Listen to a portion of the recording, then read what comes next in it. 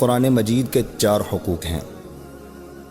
Number 1 قرآن مجید کو پڑھنا، number 2 اسے سمجھنا، نمبر 3 اس پر عمل کرنا، نمبر 4 آگے اس کو لوگوں تک پہنچانا۔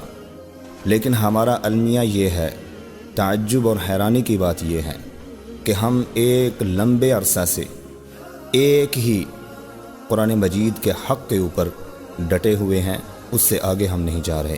صرف پڑھنا، ثواب کی نیت سے، نیکیاں حاصل کرنے کی نیت سے ہم صرف قرآن مجید کو پڑھتے ہیں، اس میں کوئی شک نہیں۔ رسول اللہ صلی اللہ علیہ وسلم کی صحیح حدیث ہے، من قرأ حرفا من کتاب اللہ فلہ بہ حسنہ والحسنۃ بعشر امثالها۔ جو شخص قرآن مجید کا ایک حرف پڑھتا ہے اس کو 10 نیکیاں ملتی ہیں، اس کا کوئی انکار نہیں کرتا۔ لیکن قوم کو ہدایت کیسے ملے گی؟ اس کے لیے ہمیں اس قرآن مجید کو سمجھنا پڑے گا۔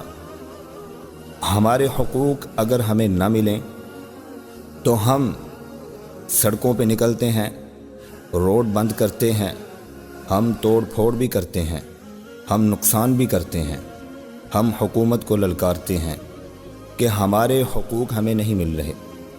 دیکھیں، قرآن مجید بھی احتجاج کرتا ہے۔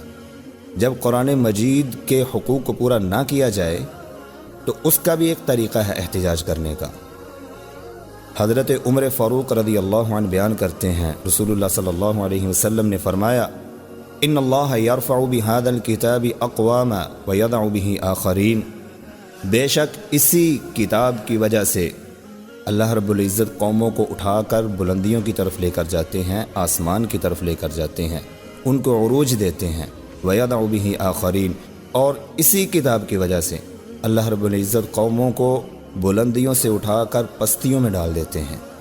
یعنی جس قوم نے، جن لوگوں نے اس قرآن مجید کو پڑھا، اس کو سمجھا، اس پر عمل کیا، اسے لوگوں تک پہنچایا، اس قوم کو اللہ رب العزت پستیوں سے اٹھا کر بلندیوں کی طرف لے کر جائیں گے، اور جس قوم نے اسے چھوڑ دیا اس کو اللہ رب العزت بلندیوں سے اٹھا کر زمین پر دے ماریں گے۔